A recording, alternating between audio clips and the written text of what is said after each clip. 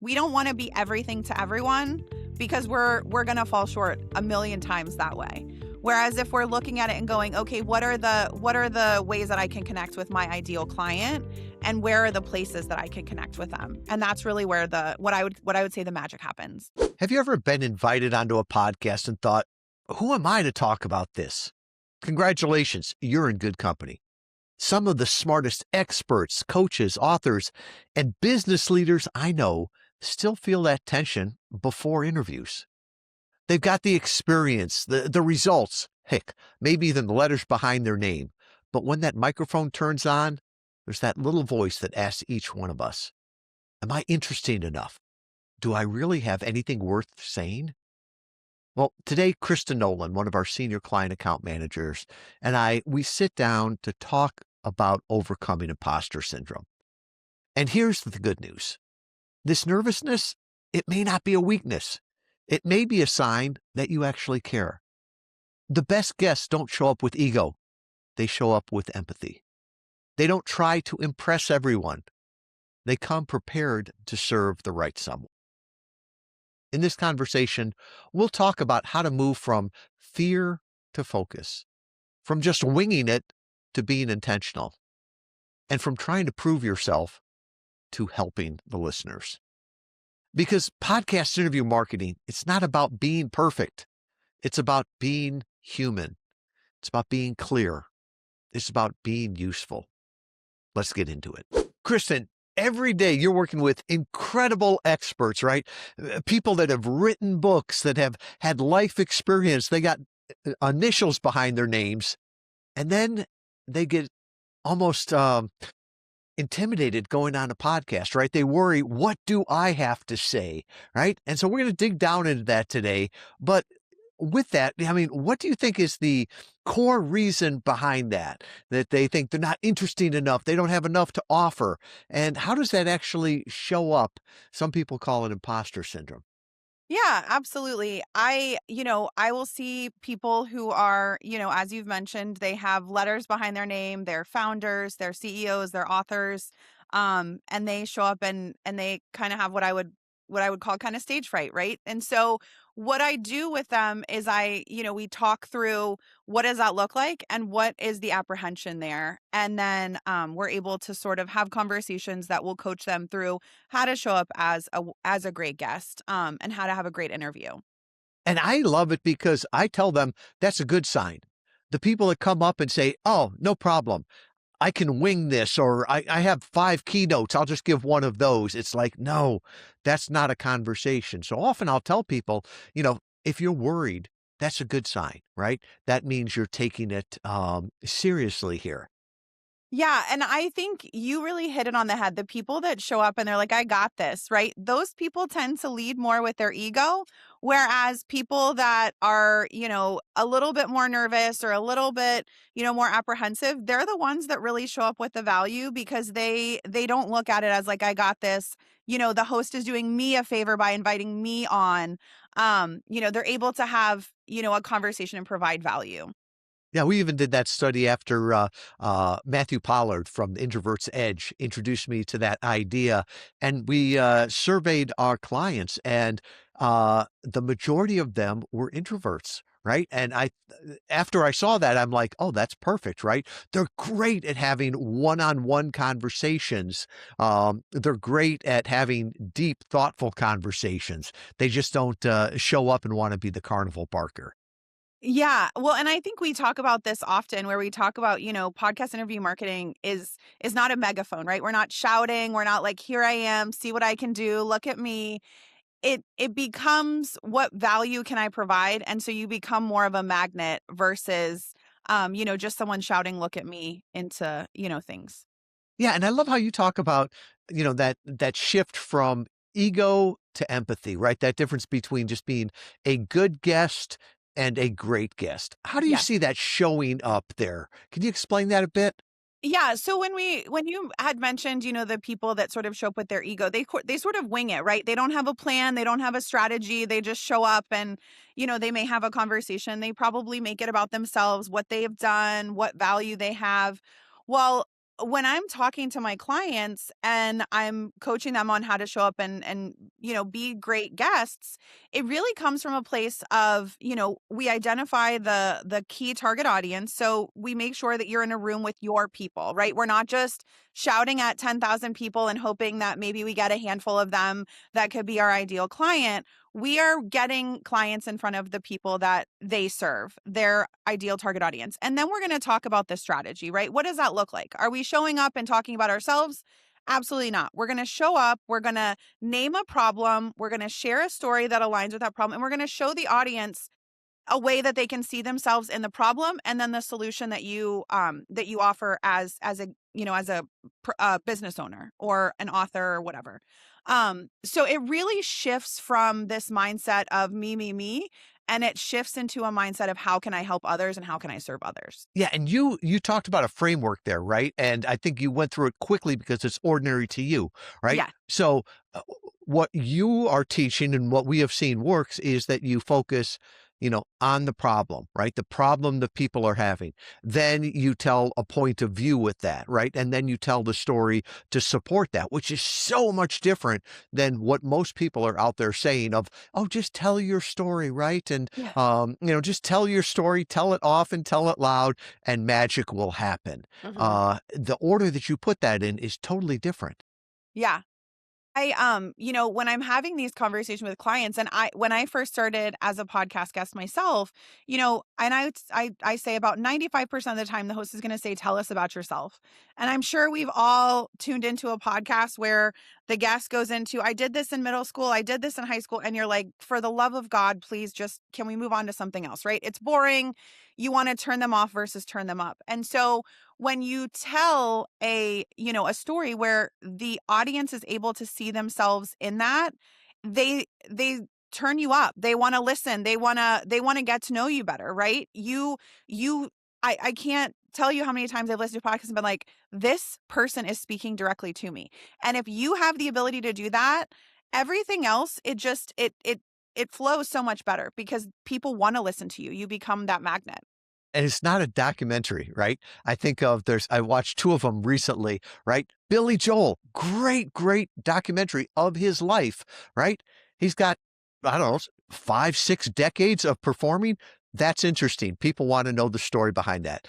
Mel Brooks turns 100. All right, when you turn 100, you can do a story of your life there. But when somebody invites you on a podcast and they say, Kristen, tell us about yourself, right? Too many people go into their CV, right? Their resume. And really what the host is asking, what the audience is listening for is, who are you? Why are you here? Why should I listen to you? That's the foundational question.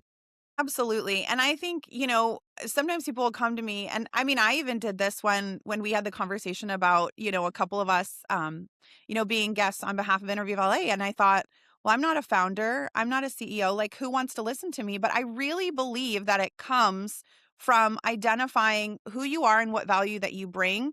And if you can come from a mindset of not how do I sell my product, but how do I serve others? How do I educate? How do I share what I know?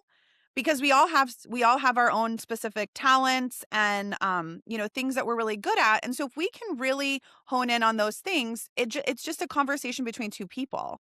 And so it's so much less pressure. And as I always say, I sometimes people will come to me and I'm like, just pull the Band-Aid off, right? Like your first interview is probably going to be messy. That's okay. That's why, with my clients, I try to be strategic, right? If I know that they don't have a background in podcasting or they've never been a guest, I'm going to find them and try to pair them with a host that does a pre-call, right? So they can have the ability to have a conversation beforehand, feel really comfortable with the host, understand more of their personality, and then dive into the interview. Yeah, it's uh when we talked with people that are interested in working with us, right? They're interviewing us, we're interviewing them.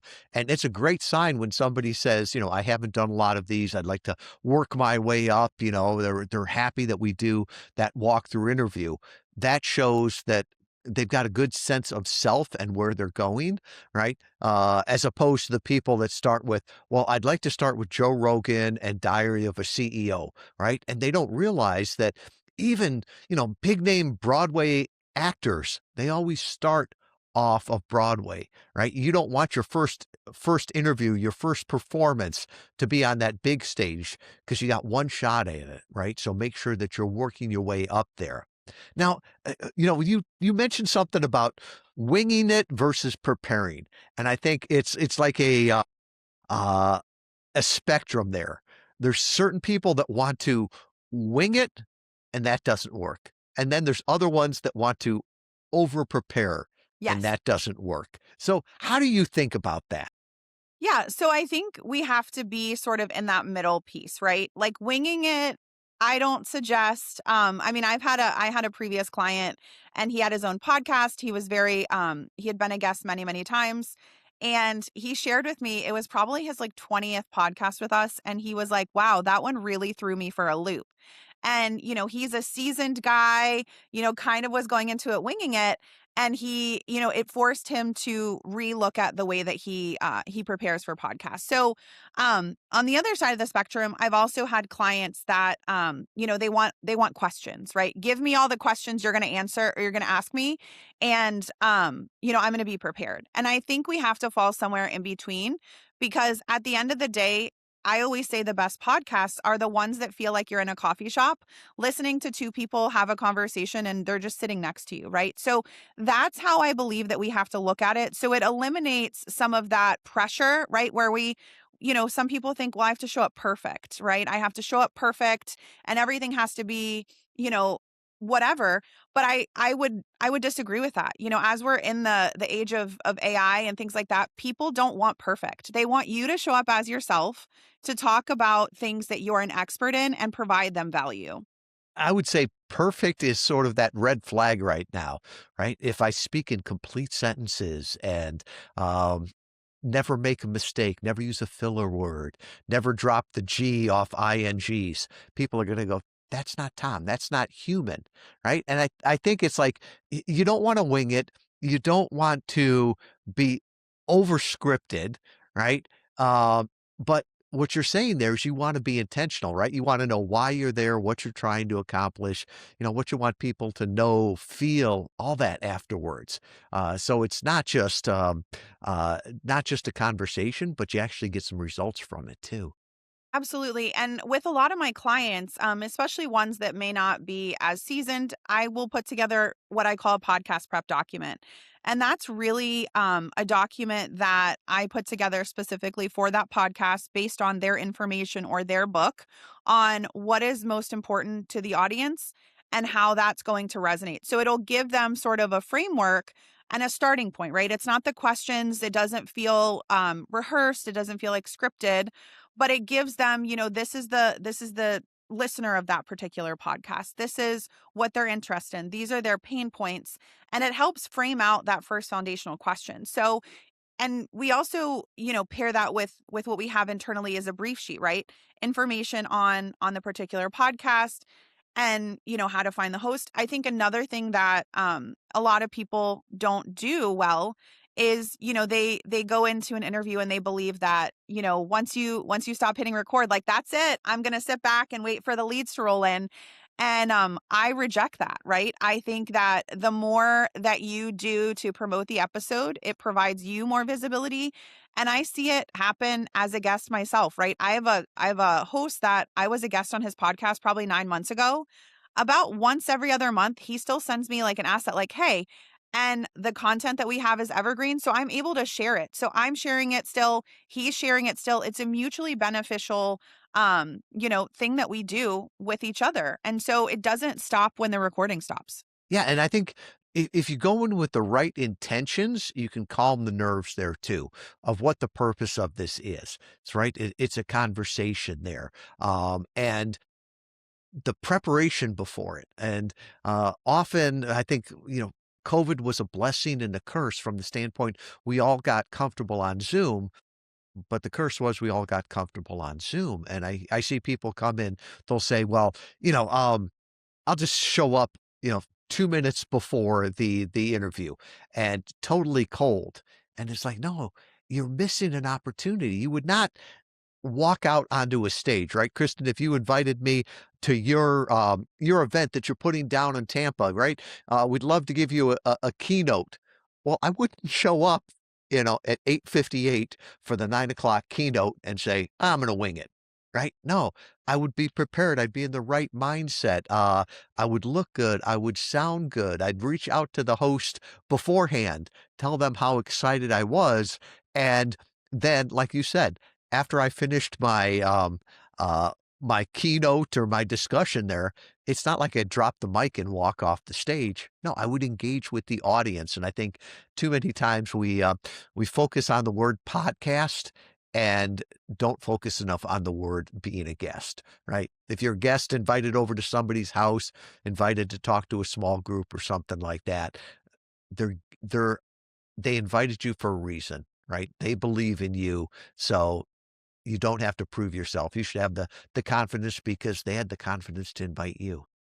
Absolutely. And this is another thing that I will often sort of highlight for my clients is, if you're a guest on a podcast and, that host, has your ideal target audience, they're also a great partner for you, right? So the more you can foster that relationship, the better. And I had a client that she was a guest on a podcast and the host loved her energy and what she spoke about that he invited her to a keynote speech later on at an event that he was planning. So I feel like a very underrated, other thing that people aren't doing a lot of is really that connection with the host, right? If you're able to connect with that host and they know 5 people that could be your ideal clients, that's a great opportunity to network with them and partner with them on future things. So, I think when we look at it from a lens of like, I'm going on a podcast, I'm doing this interview, and then I'm going on to something else, you are missing so many other pieces within that part of it.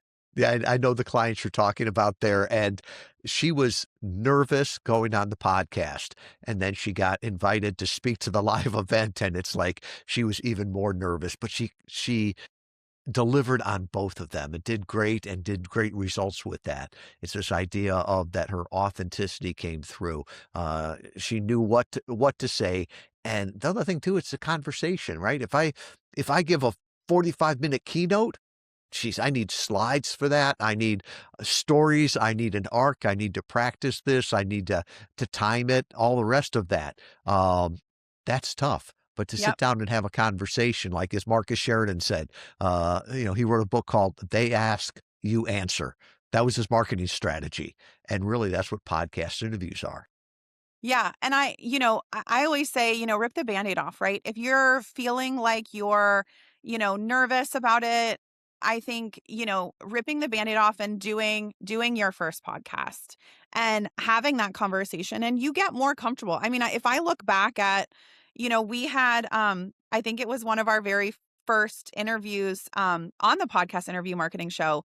I had interviewed Kate DeLeo and I will be very honest with you. I had to reschedule with her 3 times. Like, I was a mess. Thank God I had the relationship with her, but I was a mess. I had my setup because I needed to be, hardwired into my router, and I'm, like, sitting in front of these, like, very hot lights, and I'm thinking, like, I'm gonna look crazy on camera because I'm sweating because I was so nervous. But now when I'm a guest, I don't feel that those same things. So if you just rip the Band-Aid off and go, "Okay, I'm doing this and I'm looking at it from a lens of not what can I sell or what can I get from this, but what am I depriving the world of by not showing up and not sharing my product or my service or my expertise." That that first one will be the worst because you're always gonna get better after that, and that's part of the reason that we do the walkthrough interview, right? So that you can learn and get, more comfortable and confident and really ready to convert on every interview. Absolutely. And I have clients that are high level CEOs and we'll do mock interviews, right? I'm always like, "Hey, if any service that I can help to get you on camera and feeling great, let's do it." The more we practice and the more we feel confident in, what we can talk about in our expertise, the better we're going to sound, right? And I think that, if we need to do, a walkthrough and a mock interview, that's also a great opportunity to just sort of hone in on those skills a little more as well. So many people, their imposter syndrome comes up when they say, "What if someone asks me a question I don't know the answer to? What if somebody stumps me?"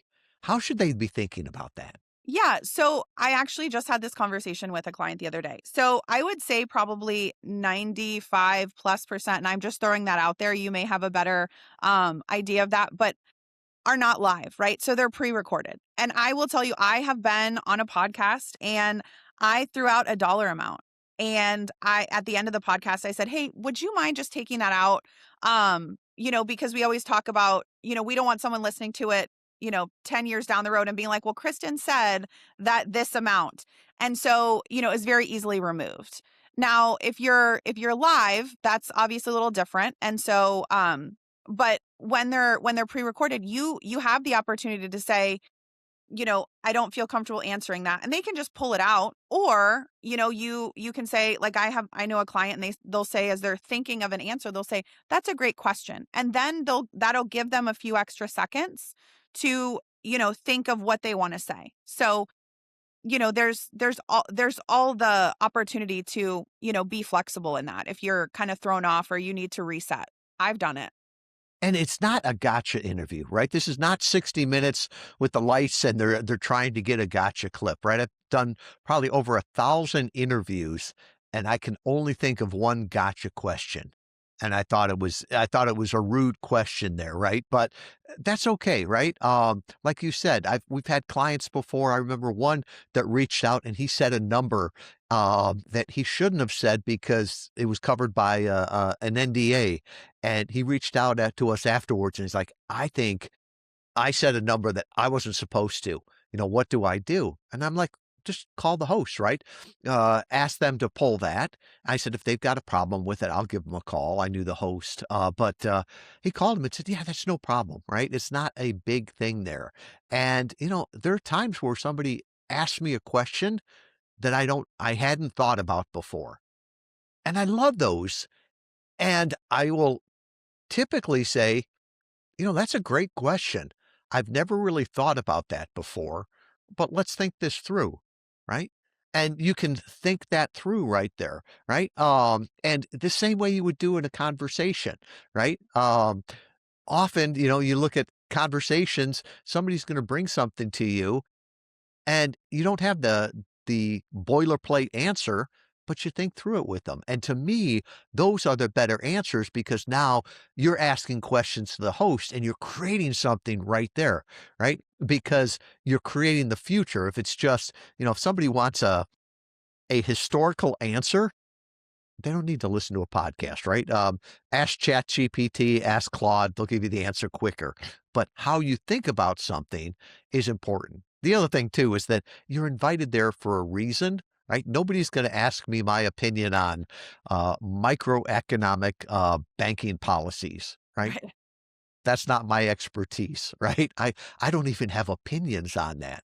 So they know what you're there for, and if you've gone to school to study, if you've worked in a field for years, heck, if you're the founder of a company, you have expertise there to share. Absolutely. And I think, as we talk about those type of questions, or like being thrown off, or different things like that, I think sometimes, you know, as you're thinking through those, people see that authenticity and they know, like, who you are. And as they're seeing you work through that problem, they're going, "That's how I didn't think about it that way. That's really cool. Let me have a conversation." Right. So I feel like all of these things that we get nervous about are things that make us, more authentic to the listener, right? We're not perfect. We don't have to be super polished. We want to be professional, obviously, but I think as we sort of highlight the things that we're probably most concerned about sharing, those are the things that really people are like drawn to. And I don't think we look at it from that lens. That's a great way to look at it, to be intentional, be human, um, be thinking, and not just be robotic. Yeah. Yeah, I mean, I'll tell you, like, people right now, I feel like are craving that human connection that, they wanna know that you're a real person. They wanna know what you believe. Why do you believe that? And so when we're able to voice that and be confident in those answers, right, we're gonna attract our people. And so that's what I also think is so important. Like, we don't wanna be everything to everyone because we're gonna fall short a million times that way. Whereas if we're looking at it and going, okay, what are the ways that I can connect with my ideal client and where are the places that I can connect with them? And that's really where the what I would say the magic happens. And even that imposter syndrome of where somebody will say, well, what if they don't like me? That's okay, right? You're not for everyone, right? We talk about you want to have people turn you up or turn you off, but not ignore you, right? Not everybody loves Velveeta cheese, right? Which is a great example from the book Super Consumers by Eddie Yoon, right? But the super consumers are the ones that buy everything and tell everyone else about it, right? So those are the people you want to talk to, and to be very clear with that too, because now with AI indexing every podcast interview, right? They're not just giving a list of, hey, here's 20 people to discover. No, they're giving one or two to recommend. And with that, you've got to be very clear of here's what I believe, here's what I reject, here's how I see the world. And from that standpoint, you don't have to be an imposter about that. That's who you are, and people will be drawn to that or repelled from that. And at the end of the day, that's what we're trying to do in podcast interview marketing, right? Not just make noise, but to build trust and to attract the right people.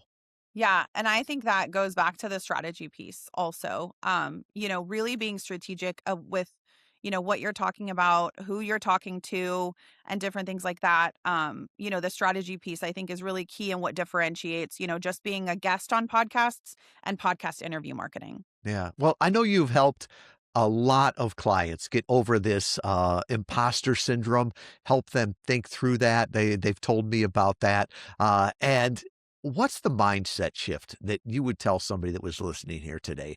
They're like, yeah, I've got that. I'm worried. How should they be thinking about that? Well, I would say, put yourself out there, right? I can't think of the exact quote, but it's um, you know, we grow in uncomfortable situations. And so, maybe that first podcast feels a little uncomfortable, but do it anyway. Because if you are not out there sharing what you have to offer the world, you're depriving the world of that. And so, really making it about less about you and that imposter syndrome and more about what do I have to offer people. I think flipping that is really key. And I think just being strategic going into it and, taking it a step further, right? It doesn't stop when the interview stops. You continue to foster that relationship and you come from a place of service and education. I think that's really where, you should start. And, I believe that everyone out there, we all have our own innate talents and our own expertise. And so, go out there and share that with the world. Well, Kristen, thank you. What's ordinary to you is amazing to others. And I hope this helped people realize to get out there, share your brilliance with the world. Absolutely. Thank you, Tom. What I hope you heard today is this: you don't have to be fearless to be a great podcast guest. You just have to be intentional.